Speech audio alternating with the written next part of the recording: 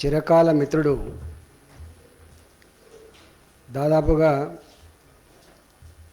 తెలంగాణ ఉద్యమం మొదలైనప్పటి నుంచి బాగా పరిచయం ఉన్నటువంటి మిత్రుడు రాజగోపాల్ రెడ్డి గారు 2006 నుంచి ఇవాల్టి వరకు కూడా ఎన్నడూ విడిపోకుండా కలిసిమెలిసి పార్టీలు వేరైనప్పటికీ కూడా అన్యాయానికి అక్రమాలకి వ్యతిరేకంగా పోరాటం చేసేటువంటి స్ఫూర్తున్న వ్యక్తి రాజగోపాల్ రెడ్డి గారు. రాజగోపాల్ రెడ్డి గారు నేను రాజీనామా చేసిన తర్వాత, కాంగ్రెస్ పార్టీకి రాజీనామా చేసిన తర్వాత పిసిసి అధ్యక్షుడు, జనరల్గా నేను ఎవరి పేర్లు పెట్టి మాట్లాడను కానీ రాష్ట్ర అధ్యక్షుని హోదాలో వారి పట్ల మాట్లాడిన మాటలు కానీ, వారితో పాటు నా గురించి మాట్లాడిన మాటలు కానీ ఈ సమాజం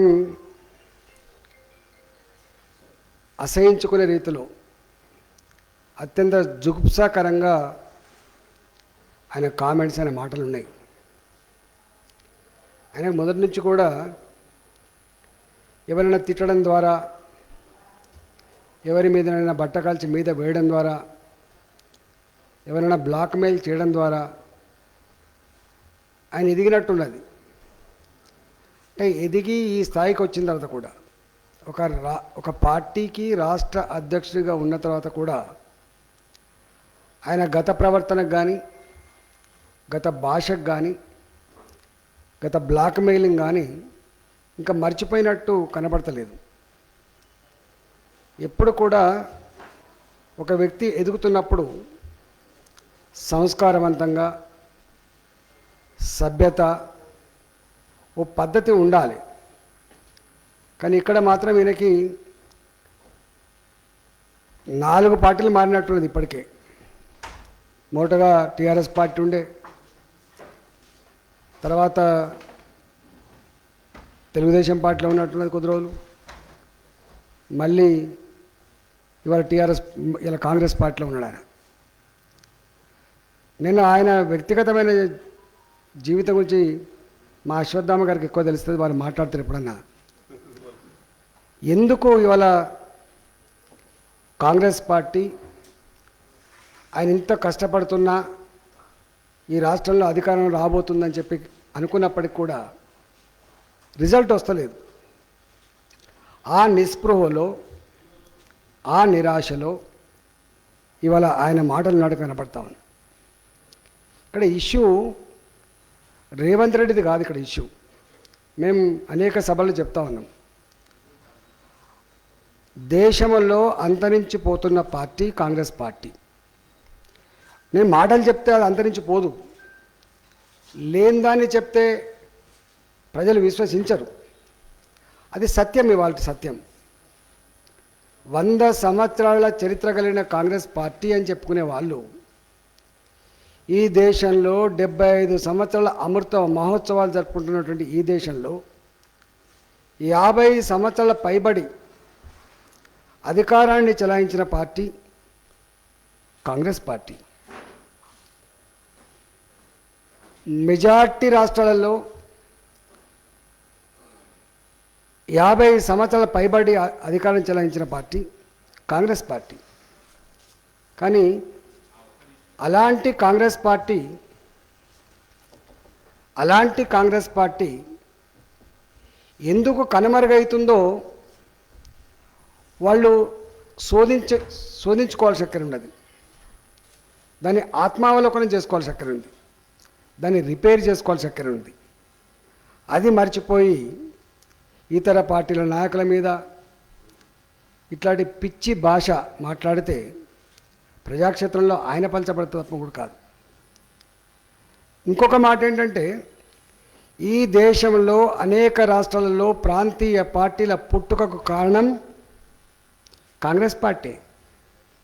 ఇవాళ మన రాష్ట్రంలో మీరు ఎప్పుడైనా గత చరిత్ర చూడండి, కాంగ్రెస్ పార్టీ బీఫామ్ దొరికితే చాలు, ఎందుకంటే ఆనాడు ఎవరు ఎదురు లేరు. ఉంటే గింటే కమ్యూనిస్ట్ పార్టీలో ఆ పార్టీ ఈ పార్టీ ఉండొచ్చు తప్ప దేశవ్యాప్తంగా కాంగ్రెస్ పార్టీకి వ్యతిరేకంగా నిలబడి పోటీ చేసి గెలిచేటువంటి సత్తా ఎమర్జెన్సీ కంటే ముందు లేదు. కాబట్టి ఎవరికి బీఫామ్ వచ్చినా గెలిచిండ్రు, వాళ్ళకి ఎదురు లేదు. అబ్సల్యూట్ మ్యారిట్తో గెలిచిండ్రు. 400 పైచిలకు ఎంపీ సీట్లతో గెలిచినటువంటి పార్టీ పాలించిన party Congress party.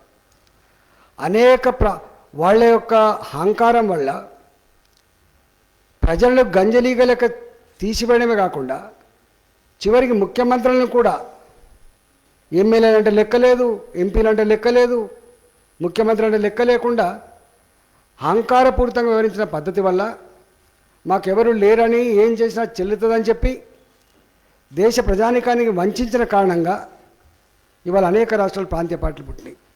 For example ఇక్కడ 78లో దేశవ్యాప్తంగా జనతా పార్టీ ఇతర పార్టీ గెలిస్తే ఈ రాష్ట్రంలో కాంగ్రెస్ పార్టీకి అధికారం కట్టబెట్టి చెన్నారెడ్డి గారి నాయకత్వంలో. చెన్నారెడ్డి గారు ముఖ్యమంత్రి ఉండే ఆ 5 సంవత్సరాల కాలంలో, అంజయ్య గారు ముఖ్యమంత్రిగా ఉండే, భవనం వెంకటరామరెడ్డి గారు ముఖ్యమంత్రి ఉండే, అదేవిధంగా చివరి ముఖ్యమంత్రి కోట్ల విజయభాస్కర్ రెడ్డి గారు ఉండే. అంటే సంవత్సరానికి ఒక ముఖ్యమంత్రి మార్చడం, 2 సంవత్సరాల కోసం ముఖ్యమంత్రి మార్చడం, ముఖ్యమంత్రిగా ఉండి ఢిల్లీకి పోతే వాళ్ళను అవమానపరచడం. దాని నుంచే కదా తెలుగు ప్రజల ఆత్మగౌరవం ఢిల్లీ వీధుల్లో తాకట్టు పెట్టబడ్డదని చెప్పి ఆనాడు ఎన్టీ రామారావు గారి ఆధ్వర్యంలో తెలుగుదేశం పార్టీ వచ్చింది. కొట్టుడు కొడితే దిమ్మ తిరిగిపోయింది.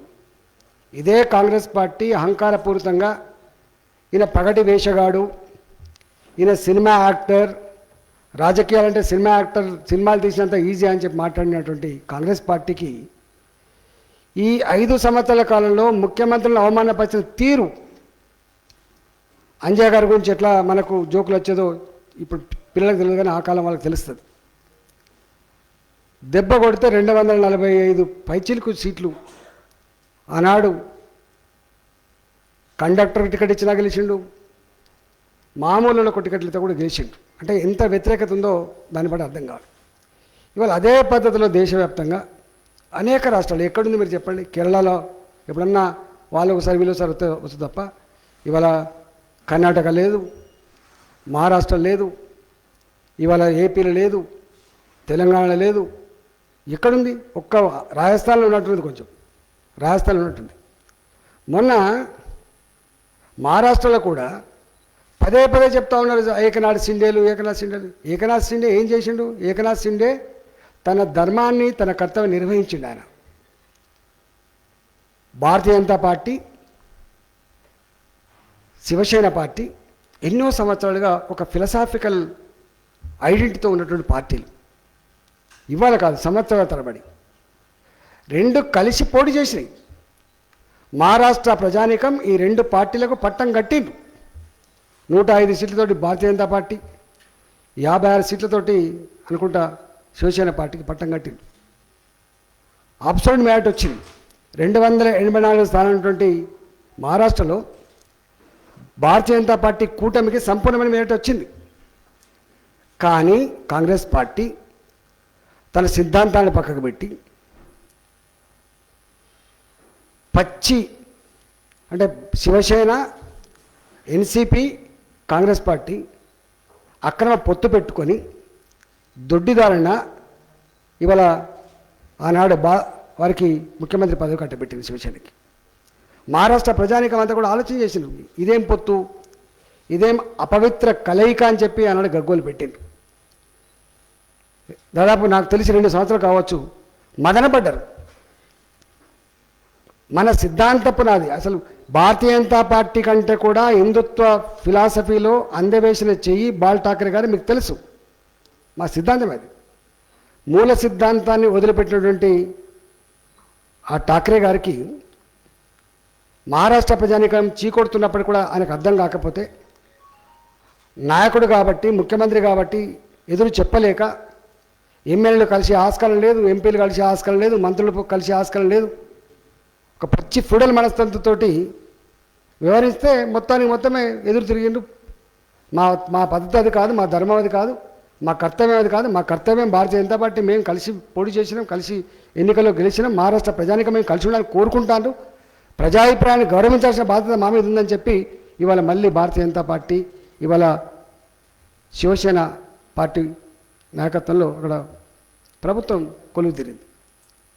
దీన్ని ఏమంటావు నువ్వు? ఇది అక్రమం అంటావా? ఇది అన్యాయం అంటావా? అన్యాయం చేసింది కాంగ్రెస్ పార్టీ, దుర్మార్గానికి ఒడిగట్టింది, పవర్ లేకపోతే బతకలేమటువంటి చిల్లర పని చేసింది కాంగ్రెస్ పార్టీ. ఇట్లా చెప్పుకుంటూ పోతే చాలా ఉన్నాయి. తన పార్టీకి మూలం ఉత్తరప్రదేశ్. నేను అనేకసార్లు చెప్తాను, ఉత్తరప్రదేశ్లోనే 403 అసెంబ్లీ స్థానాలు ఉంటే 2 స్థానాలకు పరిమితమైన పార్టీ చివరికి వాళ్ళ వారసుడు రాహుల్ గాంధీని యూపీలో ఓడగొడితే అక్కడ ప్రజలు తిరస్కరిస్తే చక్కగా పోయిండ్రు. ఎక్కడికి? కేరళ పోయి మళ్ళీ ఎంపీ అయ్యొచ్చు. అర్థం చేసుకోండి. మీరు ఆత్మావలోకనం చేసుకునే బదులుగా ఇతరుల మీద దాడి చేసే ప్రయత్నం చేస్తే మంచిది కాదని మాత్రం చెప్పదలుచుకున్నాను. ఇవాళ 1 కాదు 2 కాదు, మొన్న స్వయంగా ఉత్తరప్రదేశ్లో ప్రియాంక గాంధీ వారే నాయకత్వం వహించారు యూపీ అసెంబ్లీ ఎన్నికల్లో. ఏమైంది? 2 సీట్లు కదా వచ్చినాయి. మీరు మళ్ళీ కలిసి పోటీ చేసిండ్రు. ఇంకా గమ్మత్తైన విషయం ఏంటంటే మేమే టీఆర్ఎస్ పార్టీకి ప్రత్యామ్నాయం.